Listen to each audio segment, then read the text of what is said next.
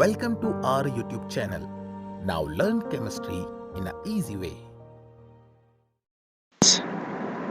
आज हम P block के पार्ट 2 में आगे बढ़ेंगे और उससे आगे के जो क्वेश्चंस हैं उनके ऊपर भी थोड़ा गौर करेंगे कि किस तरीके के इम्पोर्टेंट क्वेश्चन इस वाले वीडियोस में से आ सकते हैं।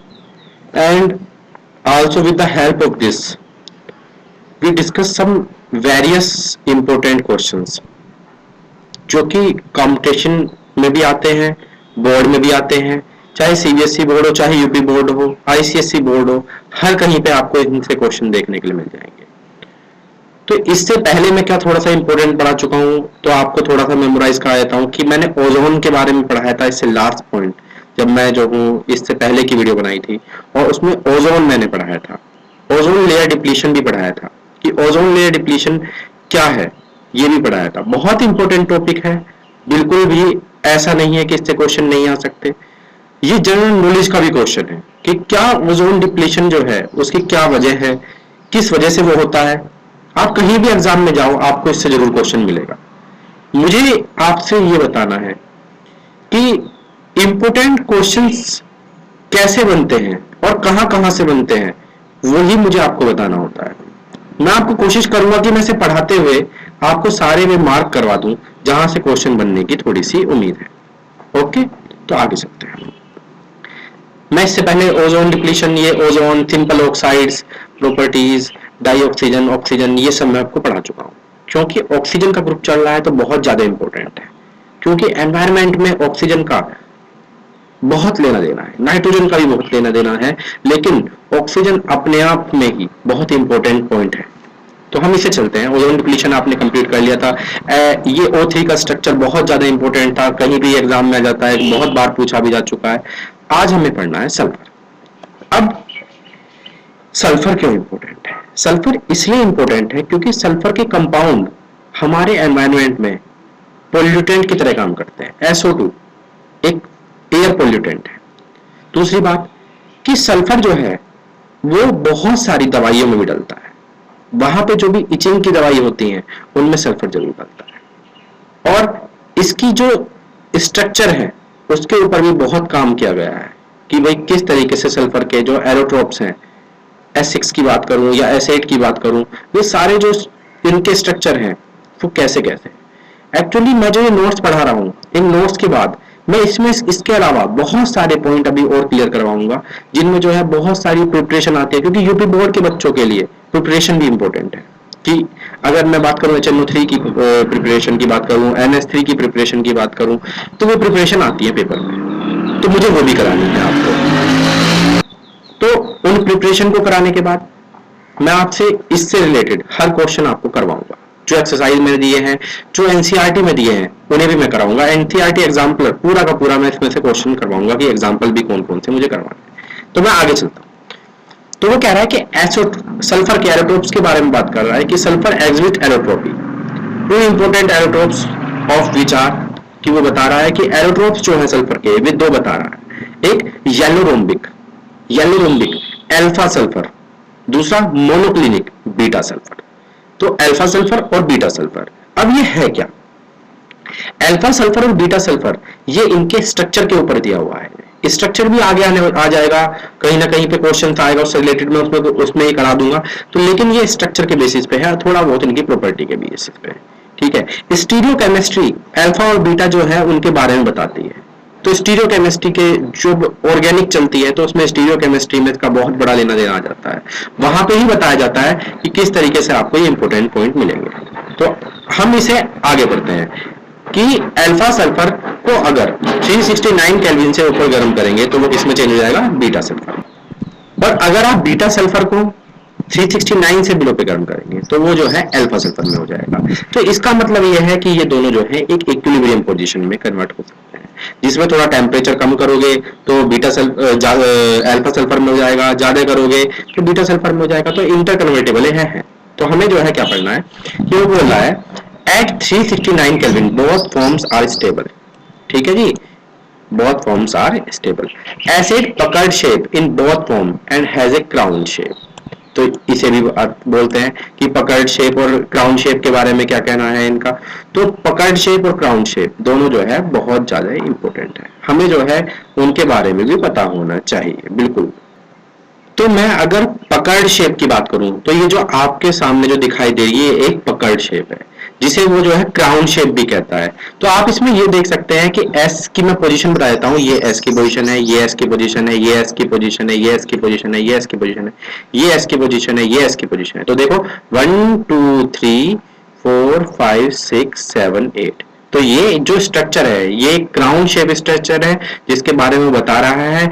और यहाँ पर ही आपको ये दिखाई देगा कि ये पकड़ शेप है। पकड़ का मतलब बेसिकली ये होता है कि जो थोड़ी सी उलझी हुई सी है आपस में, देखो ये थोड़ा सा स्पेस कम हो रहा है इसमें, तो इस तरीके से वो इसे क्या कह रहा है, पकड़ शेप कह रहा है, जिसे वो क्या बता रहा है कि ये एक स्टेबल फॉर्म है किसकी, एस की, सल्फर की। तो दोबारा अपने पॉइंट पे आगे आते हैं।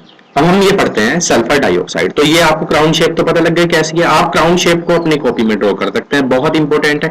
ठीक है, क्राउन शेप स्टेबल फॉर्म है, बाकी जो है स्टेबल फॉर्म अनस्टेबल फॉर्म की बात करेंगे तो वो अलग बात है इसमें। तो सल्फर डाइऑक्साइड की बात करते हैं हम आगे।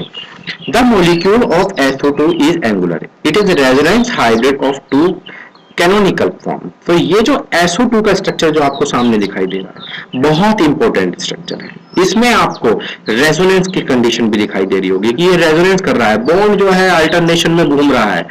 यहाँ पे अल्टरनेशन ऑफ बॉन्ड को ही वो क्या कह रहा है, रेजोनेंस बता रहा है।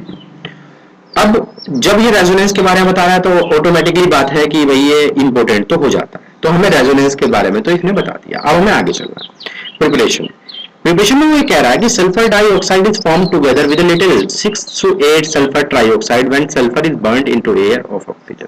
तो कह रहा है कि आप अगर इसे हीट करना चाहें, हीट करेंगे ऑक्सीजन की प्रेजेंस में, तो आपको क्या मिल जाएगी, SO2। आपको क्या मिल जाएगी, SO2। Simple, S plus O2 SO2 सबने पढ़ी होती है, बहुत ही फेमिलियर रिएक्शन है, शायद ही किसी ने ना पढ़ रखी हो। इन लेबोरेटरी के बारे में वो कह रहा है Na2SO3 और H2SO4 को अगर आप हीट करेंगे तो आपको Na2SO4 H2O और SO2 मिलेगा। ये भी एक लेबोरेटरी मेथड इसने बता दिया यहाँ पे। और प्रॉपर्टीज इंपोर्टेंट है कि कलरलेस गैस है, पंजेंट गैस है, highly soluble in water. Highly soluble water के अंदर होने की ही वजह से ये जो है हमारे लिए बहुत हार्मफुल है। SO2 H2O H2SO3 NaOH SO2 Na2SO3 H2O, ये सारी रिएक्शन जो है वो सारी इसमें ये बताइए। SO2 इज रिड्यूसिंग एजेंट, ये एक रिड्यूसिंग एजेंट भी। एग्जाम्पल नीचे ये जो आपकी स्क्रीन पे दिखाई दे रहा है, ये एग्जाम्पल दिया है इन्होंने कि भाई SO2 जो है क्या है, रिड्यूसिंग एजेंट है, ये इसने यहाँ पे दिया है। आगे चलते हैं। Uses, SO2 is used in refining petroleum and sugar और पेट्रोलियम में रिफाइनिंग में ये हेल्प करता है। It is used in bleaching wool and silk. अब आप सिल्क की बात करें कि सिल्क इतना शाइन कैसे हो जाता है, व्हाइट कैसे हो जाता है, तो वो यहाँ पे ये बात कहना चाह रहा है कि अगर आप वूल की, ऊन की और सिल्क की अगर आप ब्लीच करना चाहते हैं, सफाई करना चाहते हैं, तो वहां पे भी SO2 यूज होता है। It is also used as disinfectant and preservative. ये डिसइंफेक्टेंट और प्रिजर्वेटिव की तरह आपके जो है प्रिजर्वेशन के लिए भी यूज होता है। It is used in the manufacturing of sulphuric acid, sodium hydrogen sulphide and calcium hydrogen sulphide, उसमें यूज होता है सल्फ्यूरिक एसिड के और इन सब में बनाने में। तो ये जो है यहाँ पे SO2 बहुत ही इंपॉर्टेंट जो है सारा का सारा। यूजेस इसके बहुत बार आ चुके हैं, ये भी पूछ लेता है। SO2 is reducing in agent, ये भी पूछ लेता है। कलरलेस गैस है, ये भी पूछ लेता है। हाईली सोल्यूबल इन H2O, ये भी पूछ लेता है। और सबसे ज्यादा इंपॉर्टेंट जो मैंने आपको बताया था वो पकड़ शेप, आपको अपनी कॉपी में ड्रॉ कर लेनी है, बहुत इंपॉर्टेंट है, बहुत ज्यादा आती है। तो क्वेश्चन क्या पूछता है वो उसमें से, वही पूछता है कि how many allotropy show sulphur, कितने एलोट्रोपी शो जो है वो सल्फर के द्वारा होता है।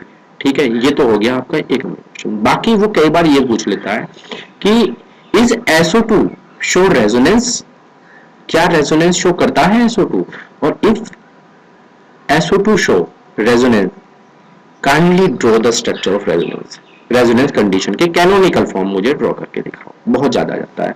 फिर दूसरी बात प्रॉपर्टीज, इनकी आपको पता ही लग गई है, और यूजेस, ये बहुत बार आता है पेपर में आपके। तो ये वाला टॉपिक यहाँ पे ही ये खत्म होता है सल्फर वाला। मैं इसके आगे ऑक्साइड्स ऑफ सल्फर ये जो है और इसमें सल्फ्यूरिक एसिड, ये जो सारे के सारे हैं, छोटा सा पॉइंट है, इसे मैं आपको क्लियर करूंगा बिल्कुल। और मैं ये कोशिश करता हूं कि इसी वीडियो में इसे कंप्लीट कर दूंगा, तो आप प्लीज ये मत कहिएगा कि थोड़ी वीडियो लंबी हो गई, ये हो गया वो हो गया। बहुत ही आसान है, छोटे सा पॉइंट है, इसे भी हम आज ही क्लियर कर लेते हैं। देखिए, sulphur form variety of oxo acid.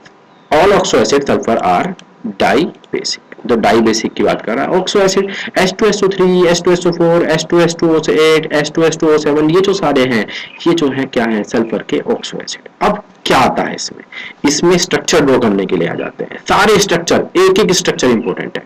दूसरी बात, H2S2O7 को हम क्या कहते हैं, ओलियम। क्या कहते हैं, ओलियम। तो ये पढ़ो, sulphur forms a number of oxo acid such as H2SO3, H2S2O3, H2SO4, ये सारे जो हैं क्या हैं, सल्फर के ऑक्साइड। और ये सारे के सारे क्या हैं, सल्फर के oxide. Some of these acids are unstable and cannot be isolate नहीं किया जाते। They are known as the aqueous solution in the form of their salt. Structure are very important. तो आप सबको ये जो स्ट्रक्चर हैं, ये सारे के सारे ये तैयार करने हैं। सल्फ्यूरिक एसिड का, सल्फ्यूरिक एसिड, सल्फ्यूरस का, सल्फ्यूरिक का, para oxo di sulphuric acid का, और पायरोसल्फ्यूरिक एसिड का, जिसको हम क्या बोलते हैं, ओलियम बोलते हैं। इमेज सोर्स एनसीईआरटी से लिया है, बहुत ज्यादा इंपॉर्टेंट है, आप इसे मिस बिल्कुल नहीं करेंगे। एक एक स्ट्रक्चर हर बार पेपर में पूछा गया है। ऐसा कोई ही पेपर गया हो जिसमें जो है उसने इनके स्ट्रक्चर ना बनवाए हो, प्लीज इस स्ट्रक्चर पे ध्यान देना, बहुत इंपॉर्टेंट स्ट्रक्चर है, ठीक है, बहुत ज्यादा इंपॉर्टेंट है। अब वो डाई बेसिक का क्या मामला है, ये चीज हमें समझनी है। तो अगर आप ये देखें, ये OH OH, ये OH OH, ये OH OH, ये OH OH, इन्हें वो बार बार ये बोल रहा है कि ये सारे क्या हैं, इन्हीं की वजह से क्या है, डाई बेसिक। OH नेगेटिव का आयन देने वाले को हम क्या कह देते हैं, बेसिक। तो यहाँ पे देख रहे हैं कि OH OH क्या कितनी बार हर समय आए हुए हैं, 2 बार, तो ये क्या हो गए, सारे के सारे डाई बेसिक। आगे चलते हैं, sulphuric acid. Sulphuric acid in manufacturing bye contact process, बहुत बार पूछा गया है कि कौन से प्रोसेस से जो है सल्फ्यूरिक एसिड बनाया जाता है। मैं आपको ये सारे प्रोसेस एक बार अलग से करवाऊंगा, कॉन्टैक्ट प्रोसेस करवाऊंगा, हैबर प्रोसेस करवाऊंगा, उनकी एक अलग वीडियो बनेगी जिसमें केवल क्या होंगे, प्रोसेस ही प्रोसेस होंगे और किस तरीके से मैन्युफैक्चरिंग इनकी करी जाती है। आगे देखते हैं, S+O2 SO2, burning of sulphur, SO2 O2, तो ये सारी जो है रिएक्शन बहुत ज्यादा इंपॉर्टेंट है। हमें क्या करना है, हमें ये याद करना है। Sulphuric acid is colourless dense oily liquid, ठीक है जी। इट इज डाइबेसिक और diprotic. It is also dehydrating agent, ये डिहाइड्रेटिंग एजेंट की तरह काम करता है, इंपॉर्टेंट पॉइंट है ये। डाइबेसिक, डाइप्रोटिक, और ये भी बहुत इंपॉर्टेंट पॉइंट है, आप इसे भी अपनी कॉपी में राइट डाउन करेंगे, बहुत ज्यादा important. Sulphuric acid is colourless dense oily liquid, बहुत बार पूछा गया है। It is moderately strongly oxidising agent, ठीक है। Uses, H2SO4 in used in manufacturing of fertiliser, fertiliser बनाने के लिए यूज करते हैं। It is also used in petroleum refining, manufacturing of pigment, detergent, metallurgical application of storage, battery, battery के अंदर भी स्टोरेज में ये यूज किया जाता है। ये बहुत ज्यादा इंपॉर्टेंट पॉइंट है। तो स्टूडेंट्स, हमने ये सारे के सारे जो पॉइंट्स क्लियर करे हैं, आप इनके बाद ये सारी के सारी इंपॉर्टेंट चीजें अपनी कॉपी में राइट डाउन करेंगे, बहुत ज्यादा इंपॉर्टेंट है। तो कोशिश ये करिएगा कि कोई भी पॉइंट आपका स्किप ना हो। तो thank you friends, thank you, बहुत अच्छे से लिसन में केयरफुली, ठीक है, ओके, आपने बहुत अच्छे से सुना है, इसके लिए आप सबको थैंक यू। मैं अगली वीडियो में इसका नेक्स्ट पार्ट पी ब्लॉक का वो बना के लाऊंगा और आपको बहुत अच्छे से वो समझाने की कोशिश करूंगा। Thank you.